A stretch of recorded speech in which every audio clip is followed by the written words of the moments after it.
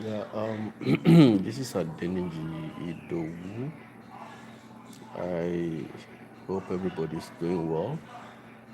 I'm reaching out to you on the platform Restoration Nigeria. Um, it's a beautiful Monday morning, the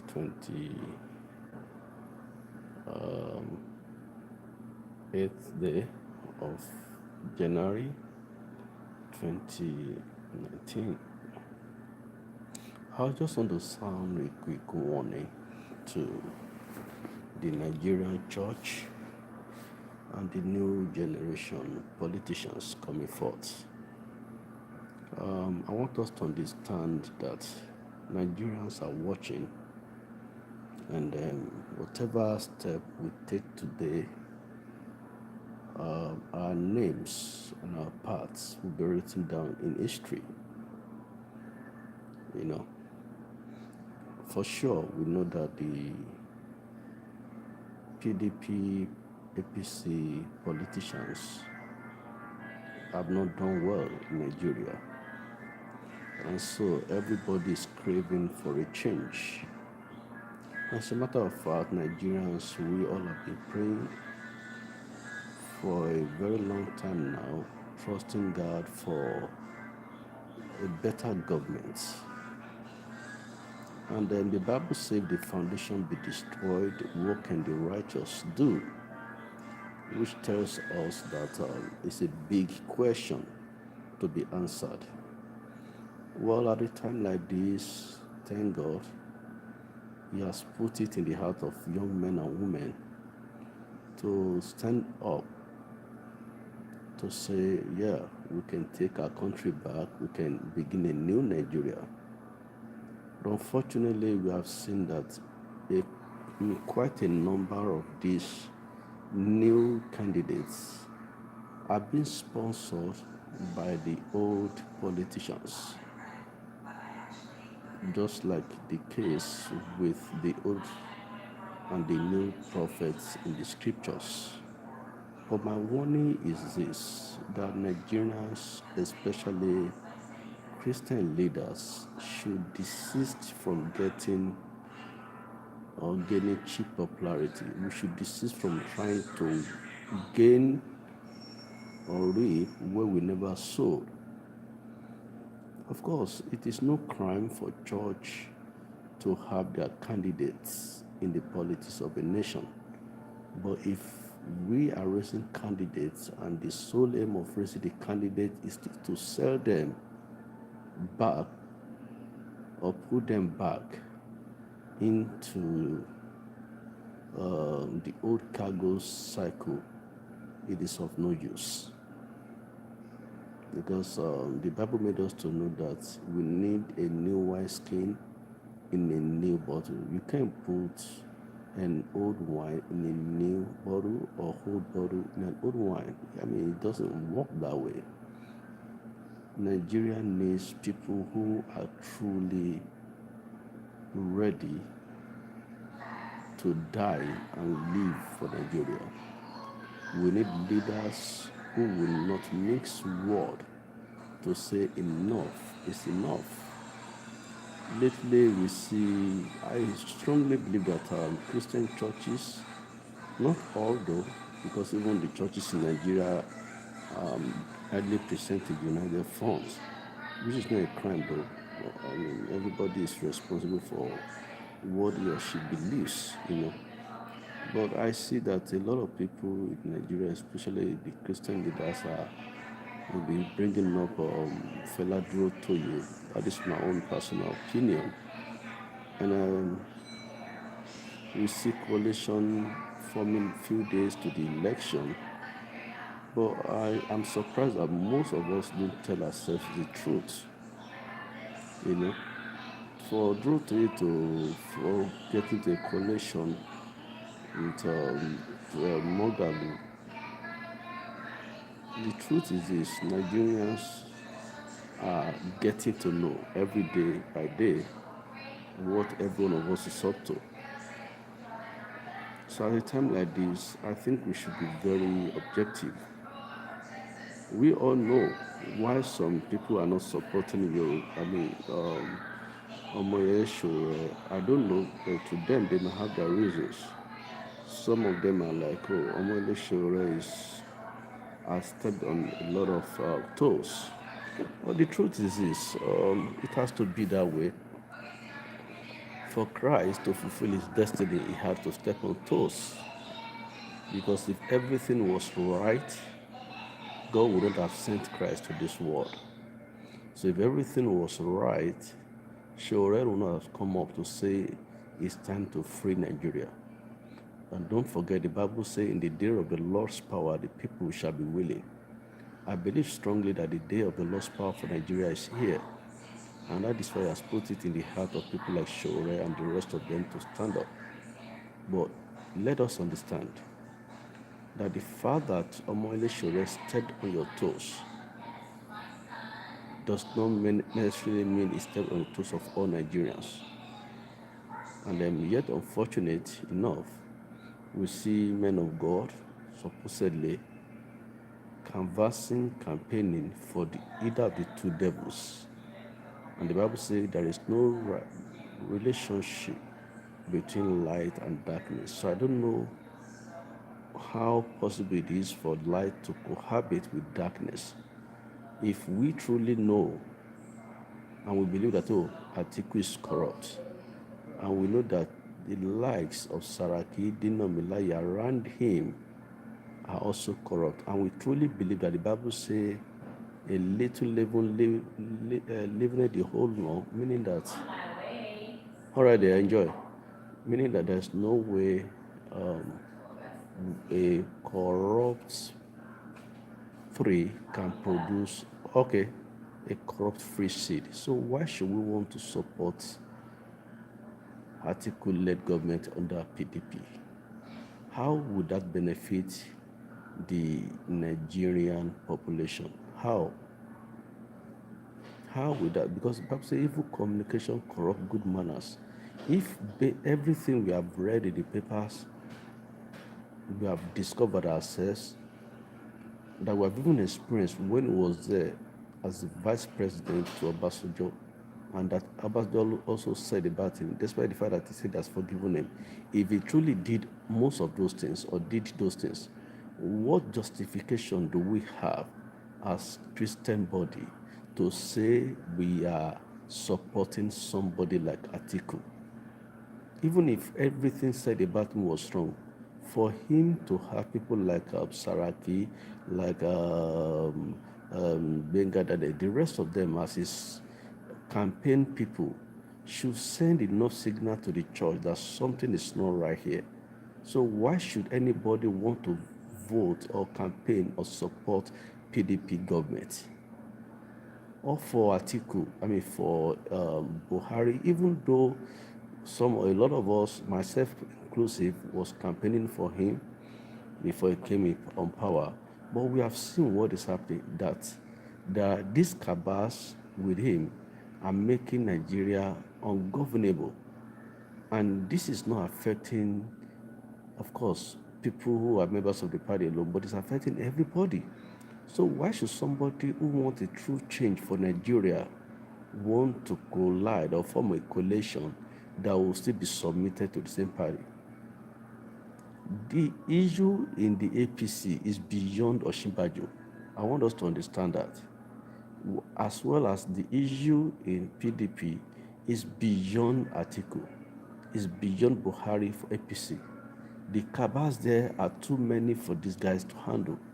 So I think as a foundational matter, we need a brand new people in power. We need a kind of government that is going to be Godfather free. Many of us pastors need to understand that when God called man, he did not place man above another man. He only said man should dominate over everything, not over every other man, because it was only one man. So he asked us to dominate over every other thing we have created. If we don't control our flesh, there is this ego that we want to be above other people, which is even ungodly. Anyways, so if you are raising candidates that can be under you, so that when you do things, they will always subject themselves to you. You are not doing the right thing. Let's tell ourselves the truth. I'm not supposed to be under any pastor. When I say that, I don't mean I shouldn't respect a man, maybe as being knowledgeable above me, as we used to say. I'm not saying that. But as maybe somebody that will tell me, okay, sit down here, go down there, this is what you need to do, this is what you need to do. No, we don't need that. And that is what the ego in any man want to suggest.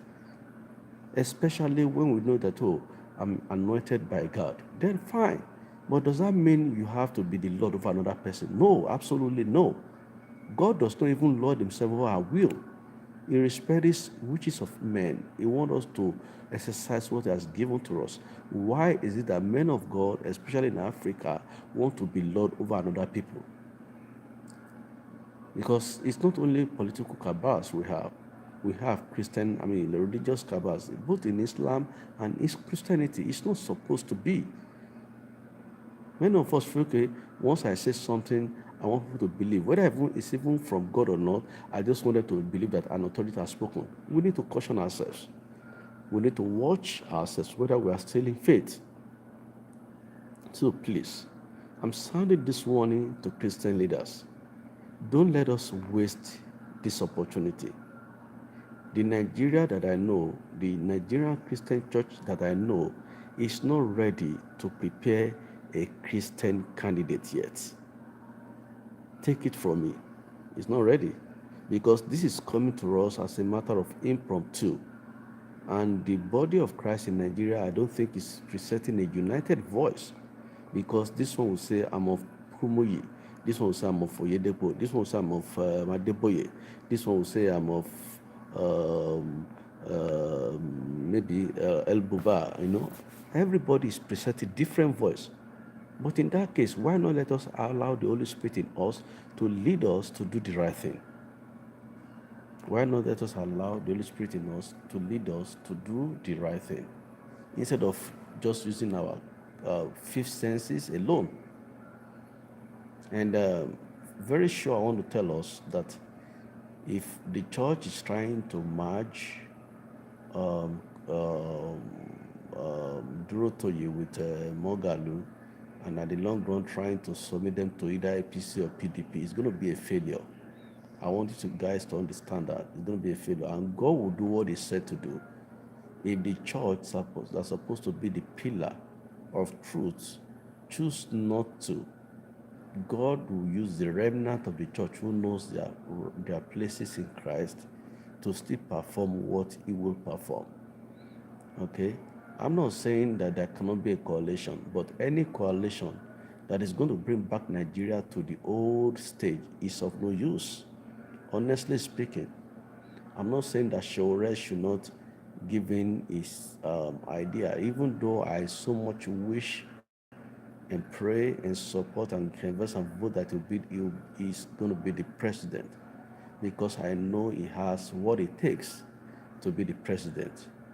Nigerians need to understand that there is no way we will not step on our toes. Jesus, as close as he was to Peter, some people will think he stepped on the toes of Peter.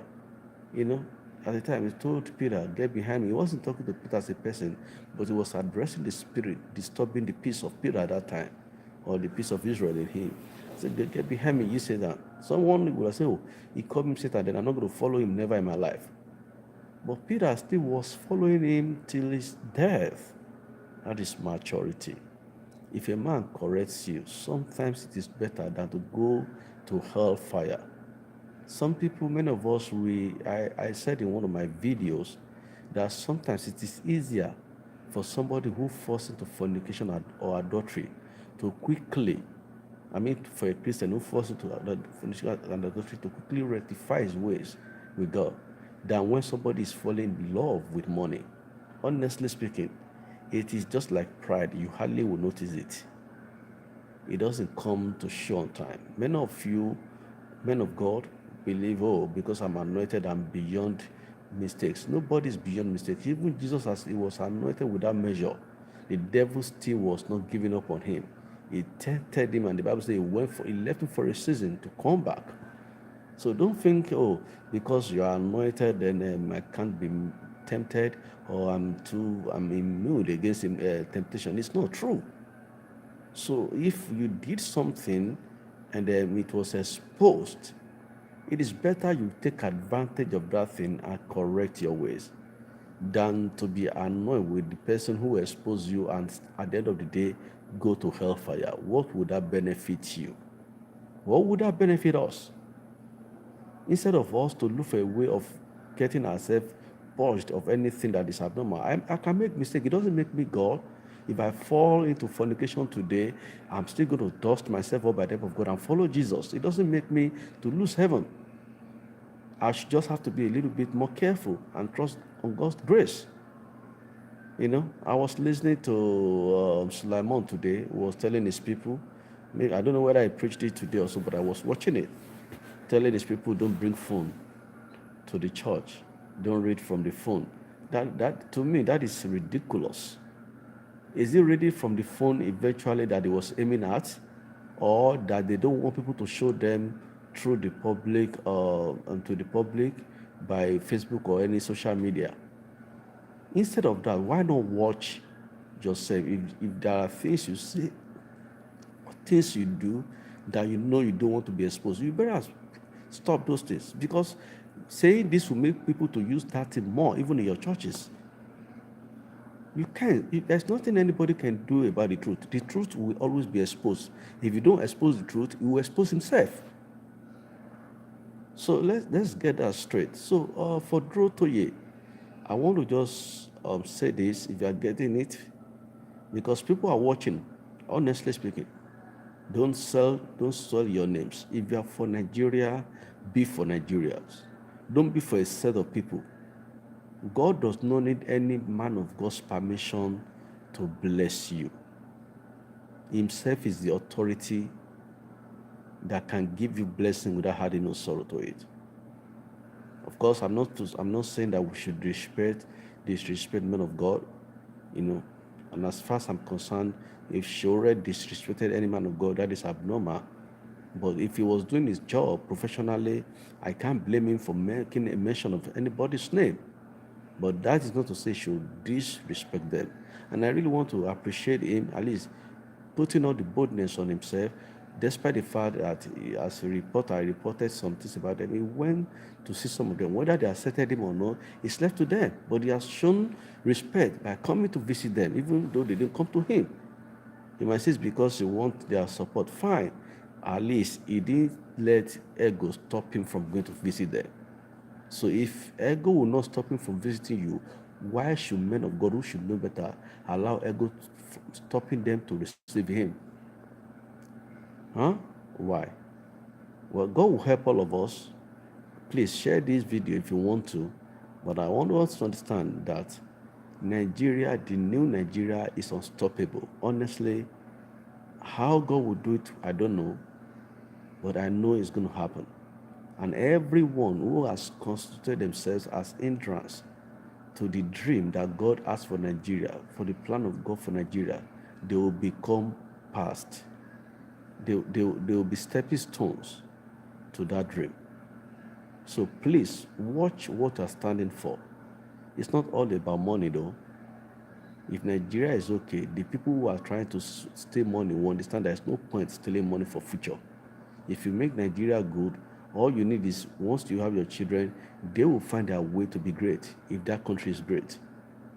But if you are stealing money in order for your children to be great, the greatness of your children will disappear in that ungreat country. That is what you need to understand. Please, guys, let us come together. I am still canvassing and campaigning for Shore because it is easier for him to deal with these people. I'm not saying, Shore will not be there forever when it comes in, but as a foundational area of it, we need somebody like him with his pedigree, with his boldness, with his competence, with his vision and his idea, to make things work for us all. God bless Nigeria. Thank you. Bye-bye.